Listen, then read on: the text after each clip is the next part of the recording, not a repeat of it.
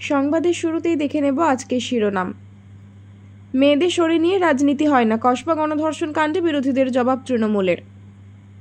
রথযাত্রা লোকারণ্য মহা ধুমধাম, রাজ্যে সাড়ম্বরে পালিত রথ উৎসব। যেখানে পরিবারকে সরাবে সেখানে গিয়ে দেখা করব, কালীগঞ্জ কাণ্ডে মন্তব্য সুকান্তর।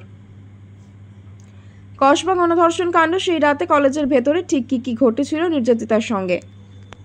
বিস্তারিত খবরে যাওয়ার আগে ভিডিওটিতে একটি লাইক দিন এবং পরবর্তী আপডেট পাওয়ার জন্য চ্যানেলটিকে সাবস্ক্রাইব করে রাখুন। এখন বিস্তারিত খবর। আরজিকর মেডিকেল কলেজ ও হাসপাতালের ঘটনা থেকে শিক্ষা নিয়েছে সরকার। তাই দক্ষিণ কলকাতার কলেজে ছাত্রীকে গণধর্ষণের ঘটনায় তড়িঘড়ি সাংবাদিক সম্মেলন করে এই ইস্যুতে সরকারের অবস্থান ব্যক্ত করেছেন মন্ত্রিসভার অন্যতম সদস্য শশী পাঁজা।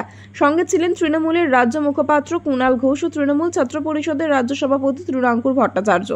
এই ঘটনায় অভিযুক্ত 3 যুবককে দ্রুত গ্রেফতারের জন্য কলকাতা পুলিশকে বাহবা দিয়েছেন মন্ত্রী। একই সঙ্গে ইস্যুতে বিরোধীদের অবস্থানের তীব্র বিরোধিতা করেছেন। রাজ্যের সমাজ কল্যাণ মন্ত্রী বলেন, ঘটনাটি জানতে পারার 12 ঘন্টার মধ্যে কলকাতা পুলিশ অভিযুক্ত 3 জনকে গ্রেপ্তার করেছে। অত্যাচারিত ছাত্রের জবানবন্দি রেকর্ড করা হয়েছে। তিনি ধৃত 3 যুবককে অভিযুক্ত হিসেবে চিহ্নিত করেছেন। ধৃতদের মোবাইল বাজেয়াপ্ত করা হয়েছে, অর্থাৎ সঙ্গে সঙ্গে অ্যাকশন হয়েছে। আমরা মেয়েটি ও তার পরিবারের সঙ্গে রয়েছি, পুলিশ ঘটনা তদন্ত করছে। আমরা চাই মেয়েটি ন্যায্য বিচার পাক। তিনি আরো বলেন, এই ঘটনায় আবার রাজনীতি ঢোকানোর চেষ্টা চলবে। যারা রাজনৈতিকভাবে এ রাজ্যে দেউলিয়া, সেই দলগুলিও এই ঘটনাকে সামনে রেখে রাজনীতি করতে চলে এসেছে। আমরা তাদের বলবো, অত্যাচারিতা মেয়েরা যাতে ন্যায্য বিচার পান তার জন্য অপরাজিতা বিলকে সমর্থন করে আইনি লাগু করতে সহায়তা করুন।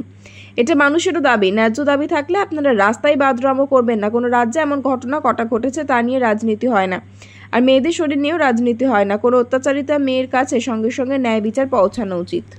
রাজ্যের সর্বত্র সাড়ম্বরে পালিত হল রথযাত্রা। স্নান যাত্রার পর 15 দিন ঘরবন্দি থেকে জগন্নাথ দেব বোন সুভদ্রা এবং দাদা বলরামের সঙ্গে বাঁশির বাড়ি যাত্রা করলেন এই দিনে। রাজ্যের সবচেয়ে বড় 2টি রথযাত্রা আয়োজিত হয় হুগলির মাহেশ এবং নদিয়া মায়াপুর ইস্কনের রথযাত্রা।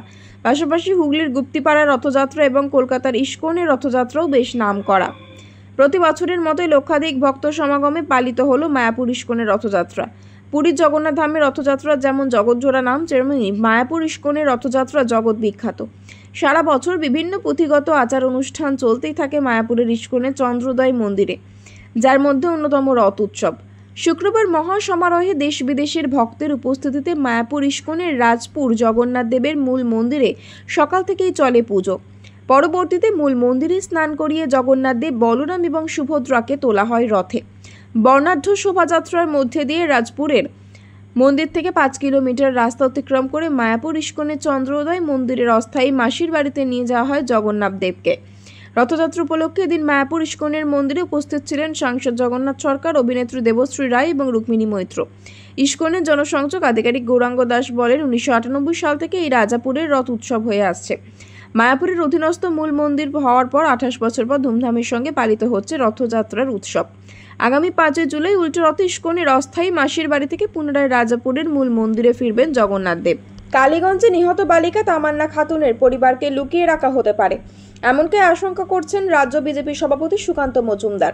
তবে যেখানে নিহতের পরিবারকে লুকিয়ে রাখা হোক, সেখানে গিয়েই তিনি দেখা করবেন বলে জানালেন। তার বক্তব্য, পুলিশের তাকে আটকানোর এখতিয়ার নেই। একমাত্র মৃত বালিকার পরিবার নিষেধ করলে তিনি যাবেন না। সুকান্ত বলেন, পরিবারকে যদি আলাদা জায়গায় তুলে নিয়ে যায় তো সেখানে গিয়ে দেখা করব, ছাড়বো না। আমি পরিবারের সঙ্গে দেখা করব বলে ঠিক করেছি। সেখানে পুলিশ বাধা দেওয়ার কে? পুলিশের আটকানোর এখতিয়ার নেই। পরিবার যদি মানা করে আমাকে, তাহলে আমি যাব না। তবে রাজ্য বিজেপির সভাপতিকে তামান্না খাতুনের পরিবারের সঙ্গে দেখা করতে দেওয়া বাধা হতে পারে। এ নিয়ে সুকান্ত বলেন, পশ্চিমবঙ্গ পুলিশের এখন একটাই কাজ হয়ে গিয়েছে, আমাকে আটকানো। আইন শৃঙ্খলা নিয়ন্ত্রণ ও বজায় রাখা যে কাজ, তা রাজ্যের পুলিশ ভুলে গিয়েছে। এখন ওদের কাজ 2টো বাড়ি পাহারা দেওয়া নয়, বিজেপি নেতাদের আটকানো। সেখানে আমি যাব, আর সেখানে আটকানোর ব্যবস্থা করা হলেও এছাড়া তো কোনো কাজ নেই পুলিশের। উল্লেখ্য, গত 23 জুন সোমবার কালীগঞ্জ বিধানসভা উপনির্বাচনে ফল প্রকাশ হয়। তৃণমূল প্রার্থী বিপুল ব্যবধানে জয়ী হন। সেই জয়ের উৎসব চলাকালীন তৃণমূল নেতাকর্মীরা বোমা ফাটায় বলে অভিযোগ, আর সেই বোমার আঘাতে মৃত্যু হয় 9 বছরের তামান্না খাতুনের। সেই ঘটনায় মোট 24 জনের বিরুদ্ধে এফআইআর হয়েছে। তবে 5 দিন পেরিয়ে গেলেও মোটে 4 জনকে গ্রেপ্তার করা হয়েছে। এই ইস্যুতে পুলিশের ভূমিকা নিয়েও প্রশ্ন উঠেছে। আরজিকর মেডিকেল কলেজ ও হাসপাতালে ধর্ষণ খুনের ঘটনার বছর ঘোরেনি এখনো, আর তার মধ্যেই দক্ষিণ কলকাতার কসবা এলাকার একটি কলেজের মধ্যে ছাত্রীকে ধর্ষণের অভিযোগ সামনে এসেছে। ইতিমধ্যে 3 জনকে গ্রেপ্তার করেছে কলকাতা পুলিশ। কিন্তু প্রশ্ন উঠছে, কসবার মতো একটা জায়গায় কিভাবে কলেজের মধ্যে এই ঘটনা ঘটল। গণধর্ষণের ঘটনাটি ঘটে গত বুধবার। পুলিশের কাছে নির্যাতিতা তরুণী দাবি করেছেন ওই দিন 7:30 নাগাদ রাত 11:15টার মধ্যে এই ঘটনাটি ঘটে। লালবাজার সূত্রের খবর, ওই তরুণী দাবি করছেন যে অভিযুক্ত মনোজিৎ মিশ্র প্রথমে তাকে কলেজের সামনে থেকে কার্যত ভয় দেখিয়ে ভিতরে ইউনিয়ন রুমে নিয়ে যায়। সেই সময় হকি স্টিক দিয়ে তাকে মারধর করা হবে বলে ভয় দেখানো হয়, তাকে মারধরও করা হয়। অভিযোগ, তারপর তাকে সংশ্লিষ্ট কলেজের গার্ড রুম কিংবা সিকিউরিটি রুমে নিয়ে যাওয়া হয়। সিকিউরিটি রুমে নিয়ে যাওয়ার আগে সেখানকার নিরাপত্তা রক্ষীদের ভয় দেখানো হয়।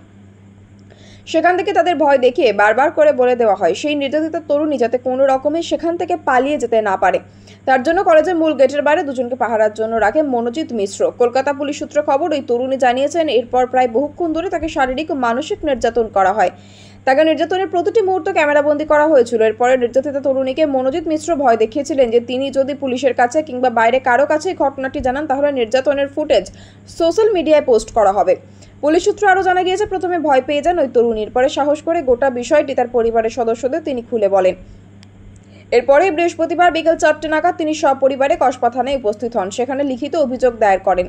এই ঘটনায় ইতিমধ্যে 3 অভিযুক্তকেই গ্রেপ্তার করেছে কলকাতা পুলিশ। ধৃতদের নাম মনোজিৎ মিশ্র, জয়ীব আহমেদ ও প্রীতম মুখোপাধ্যায়। যদিও অভিযোগপত্রে কারো নাম লেখা ছিল না, সেখানে অভিযুক্তদের MJ ও P নামে চিহ্নিত করা হয়েছিল। মনোজিৎ আলিপুর আদালতে আইনজীবী হিসেবে কাজ করতেন বলে জানা গিয়েছে। গঠন করা হয়েছে স্পেশাল ইনভেস্টিগেশন টিম বা SIT। ঘটনাস্থলে শুক্রবার যায় ফরেন্সিক দল। সন্ধ্যার পর কলেজে উপস্থিত হন কলকাতা পুলিশের কমিশনার মনোজ ভার্মা।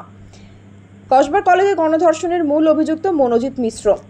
তৃণমূলে বিভিন্ন নেতাদের সঙ্গে তার ছবি দেখা গিয়েছে, এমনকি কলেজের দেওয়ালেও লেখা রয়েছে মনোজিৎ দা ইজ ইন আওয়ার হার্ট। কিন্তু কে এই মনোজিৎ মিশ্র? জানা যাচ্ছে এই মনোজিৎ মিশ্রের বাড়ি কালীঘাটে। 2022 সালে তিনি আইন নিয়ে পাশ করেন। 2021-22 সালে তৃণমূল ছাত্র পরিষদের দক্ষিণ কলকাতার জেনারেল সেক্রেটারি ছিলেন। এছাড়া তিনি তৃণমূল ছাত্র পরিষদের দক্ষিণ কলকাতার ইউনিট প্রেসিডেন্ট ছিলেন। অভিযোগ, মনোজিৎ মিশ্র কলেজে কোনো সক্রিয় পদে না থাকলেও কর্মী হিসেবে তার প্রভাব ব্যাপক ছিল। এমনকি মারধর ও কিডন্যাপের ঘটনাতেও তার নাম জড়িয়েছে বেশ কয়েকবার। এমনকি পুরনো ক্যাম্পাসে CCTV ভাঙার অভিযোগও রয়েছে তার বিরুদ্ধে।